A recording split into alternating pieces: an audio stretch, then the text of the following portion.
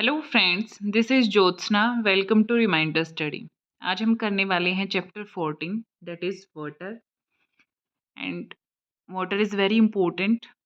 Okay, so water का जो uses है, हमारा जो दिन है वो स्टार्ट ही पानी के साथ होता है। सो आज इसके बारे में कुछ पढ़ते हैं हम। सबसे पहले आता है आपका वाटर साइकिल। तो वाटर साइकिल क्या होता है? वाटर साइकिल एक ऐसी प्रोसेस है जहाँ पे पानी जो है एक कंटिन्यूअस मूवमेंट में रहता है। ठीक है, the continuous movement of the water on above और below the surface of earth. तो उसी को हम क्या बोलते हैं? Water cycle.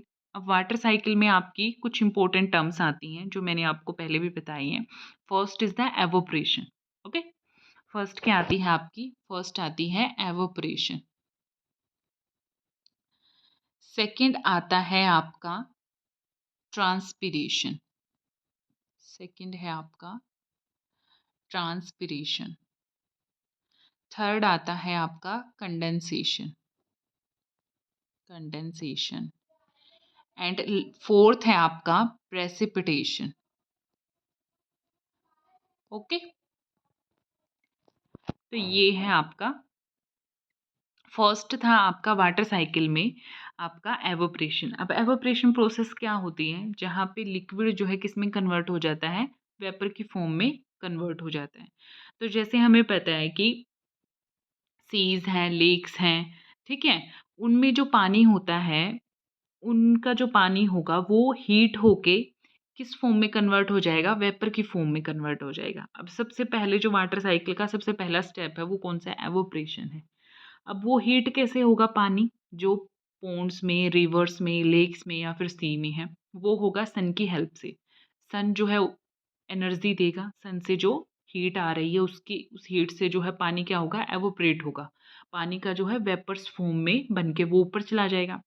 जैसे ही पानी ऊपर जाता है, ठीक है, हमें पता है कि कंडेंसेशन प्रोसेस होती है। जैसे जैसे पानी ऊपर जा रहा है, टेम्परेचर गिर रहा है, तो वहाँ पे क्या होती है? कूलिंग होती है। ठीक है, तो जब भी वेपर्स जो हैं कूलिंग स्टेट में जाते हैं तो किस में कन्वर्ट हो जाते हैं? लिक्विड स्टेट में कन्वर्ट हो जाते हैं। छोटे छोटे ड्रॉपलेट्स बन जाते हैं वहाँ पे, ठीक है, पानी के। वो वेपर से अब किस में आ गया? फर्दर दोबारा फिर से किस में आ गया? लिक्विड स्टेट में आ गया। ठीक है, और एक होता है ट्रांसपीरेशन। ठीक है, ट्रांसपीरेशन भी मैंने आपको बताया था। जो प्लांट जो पानी जो निकालते हैं ना in the form of vapours, तो उस प्रोसेस को हम क्या बोलते हैं? ट्रांसपीरेशन बोलते हैं। ठीक है, प्लांट्स ने पानी को कहाँ से एब्जॉर्ब किया? रूट से एब्जॉर्ब किया। और वो निकाल कहाँ से रहे हैं? लीव्स के थ्रू निकाल रहे हैं पानी को in the form of vapours. उस प्रोसेस को हम ट्रांसपीरेशन बोलते हैं। मतलब एवोपरेशन, नीचे से पानी जो है वेपर होके ऊपर गया, फिर ऊपर से जो है कंडेंस हुआ, कूलिंग हुई उसकी लिक्विड फॉर्म में, दोबारा जो है नीचे आया इन द फॉर्म ऑफ रेन, ठीक है, स्नो, हेल। तो ऐसे जो है वाटर साइकिल जो है चलता रहता है। ठीक है, सबसे पहले एवोपरेशन हुआ, एवोपरेशन से फिर कंडेंसेशन, कंडेंसेशन जो है से प्रेसिपिटेशन। एक टर्म और आती है आपकी यहाँ पे, प्रेसिपिटेशन। प्रेसिपिटेशन क्या होता है? जब क्लाउड जो है क्या होता है? सैचुरेटेड हो जाता है ना पानी से, ठीक है, तो नीचे धरती पे गिरता है in the form of rain की फॉर्म में, स्नो की फॉर्म में, हेल की फॉर्म में, स्लिट की फॉर्म में। तो उसी प्रोसेस को हम क्या बोलते हैं? प्रेसिपिटेशन बोलते हैं। तो वाटर साइकिल में चार आपकी इंपॉर्टेंट चीजें हैं। First is the evaporation, then transpiration, third is the condensation and fourth is the precipitation. Okay, so ऐसे आपका वाटर साइकिल वर्क करते हैं। अब वही आपको यहाँ पे समझाया गया है कि loss of water by the plants. कैसे लॉस होता है पानी? ट्रांसपिरेशन ही प्रोसेस तो होती है जहाँ पे प्लांट जो है पानी को बाहर निकालता है in the form of vapours की फॉर्म में, और वो कहाँ पे जाता है? एनवायरनमेंट में जाके मिक्स होता है, और वही वेपर्स जो है ऊपर जाते हैं जो कंडेंस होके दोबारा नीचे आते हैं। तो वही वाला प्रोसेस है। ठीक है, वही आपको यहाँ पे दिखाया गया है, evaporation of water in sunlight and in the shade. Okay, उसके बाद क्लाउड्स कैसे बनते हैं? क्लाउड्स जैसे मैंने अभी बताया कि जब जो है वेपर्स ऊपर जाते हैं ना, बहुत एक सफिशिएंट हाइट पे जाके, जहाँ पे क्या होता है? टेम्परेचर बहुत कम होता है, तो क्या होगा? कूलिंग होगी, एयर क्या होगी? ठंडी होगी वहाँ पे। तो वाटर वेपर जो प्रेजेंट होंगे उस हाइट पे, वो किस में कंडेंस होना स्टार्ट कर देंगे? वाटर की फॉर्म में। छोटे-छोटे टाइनी ड्रॉपलेट्स बना लेंगे वाटर को, और उन्हीं वही ड्रॉपलेट्स जब फ्लोट करती हैं ना एयर में, तो हमें कैसे अपीयर होती हैं एज़ अ क्लाउड। ठीक है? तो ऐसे फॉर्मेशन होती है किसकी? क्लाउड्स की। ओके? देन उसके बाद आता है आपका ground water. What is ground water? ठीक है? अब जैसे रेन वाटर हुआ, रेन हुई, ठीक है? कुछ पानी जो है क्या हो गया, प्लांट्स ने अब्ज़ॉर्ब कर लिया, कुछ एवापोरेशन में चला गया, कुछ ट्रांसपिरेशन से लॉस हो गया, और कुछ पानी जो है ग्राउंड के अंदर जो है वो सीप कर जाता है।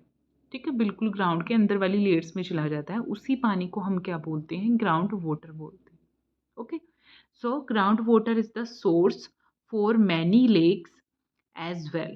So it is also thus ground water which is drawn by a hand pump or tube well. जो हैंड पंप होते हैं ना, अभी गांव में आपने देखी होंगे, हैंड पंप और ट्यूबवेल की हेल्प से जो निकाला जाता है वो क्या है? ग्राउंड वाटर ही तो है। ओके,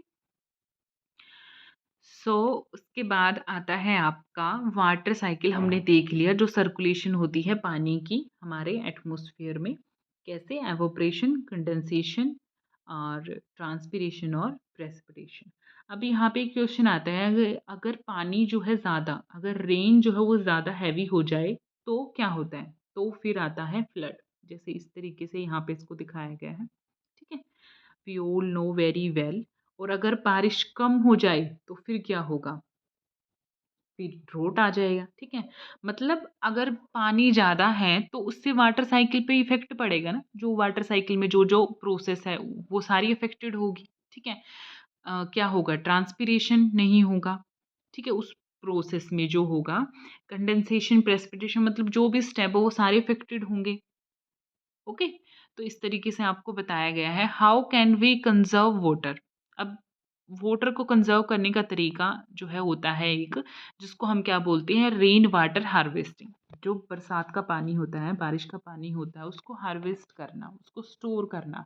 तो यहाँ पे एक तरीका बताया गया है roof top rain water harvesting. इसका मतलब क्या है कि रूफ को जो है इस तरीके से बनाया गया कि जब बरसात होगी तो पानी जो है वो क्या हो, वहाँ पे कलेक्ट हो जाए। जैसे यहाँ रूफ से जो एक पाइप कनेक्ट की गई है और ये सीधा जो है यहाँ पे आके एंड अप हो रही है और यहाँ पे सारा पानी जो है कलेक्ट हो रहा है।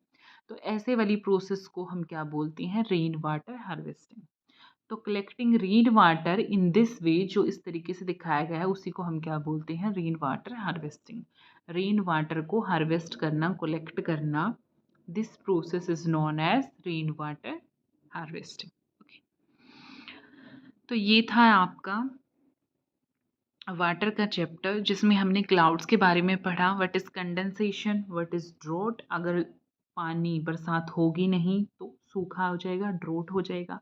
एवोपरेशन हमने पढ़ा, फ्लड क्या होता है? जब बारिश ज़्यादा आ जाएगी। ग्राउंड वाटर, हेल, जो प्रेसिपिटेशन प्रोसेस में जो पानी गिरता है तो वो किसकी फॉर्म में गिरता है? स्नो, हेल, स्लिट की फॉर्म में।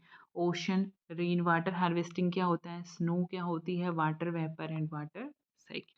ओके, सो ये हमने देखा। Water is essential for life. ठीक है? Water vapour gets added to air by, अब वाटर वेपर्स जो है एयर में कैसे जाते हैं? बाय द एवोपरेशन और ट्रांसपिरेशन। Very important. ठीक है? वाटर वेपर एयर में कैसे जाते हैं? कौन सी दो प्रोसेस हैं? एक एवोपरेशन है और एक कौन सी? ट्रांसपिरेशन है। Water vapour in air condense to form tiny droplets of water which appear as the cloud. तो कौन सी प्रोसेस होती है जिसमें क्लाउड बनते हैं? Condensation. Many tiny water droplets come together and fall down as the rain, snow और hail. तो rain, hail and snow replenish water in the river, lakes, ponds, wells and soil। जो पानी आता है रिवर, लेक्स एंड ponds में, वो किसके? Rain, hello और स्नो के through. Circulation of water between ocean and land के बीच का जो सर्कुलेशन है ना, जैसे ओशन में से पानी गर्म हुआ और वो ऊपर चला गया वेपर की फॉर्म में, और फिर ऊपर जाके कंडेंस होके नीचे धरती पे आया वो एज ए लिक्विड की फॉर्म में, तो वही क्या है? वाटर साइकिल है। ओके, एक्सेसिव रेन्स में कोज फ्लड एंड डेफिशिएंसी अगर हो जाए, मतलब अगर कम बरसात हो रही है तो drought. Amount of usable water on the earth is limited, so it's need to be used carefully. हमें पानी को जो है केयरफुली जो है यूज़ करना चाहिए। ओके, क्योंकि वाटर जो है बहुत एसेंशियल हमारी लाइफ के, without water there is no life. So पानी को जो है आप केयरफुली यूज़ कीजिए। Okay, so this is the chapter water, chapter 14। So अगर आपको वीडियो पसंद आई है तो वीडियो को लाइक कीजिएगा और शेयर कीजिएगा।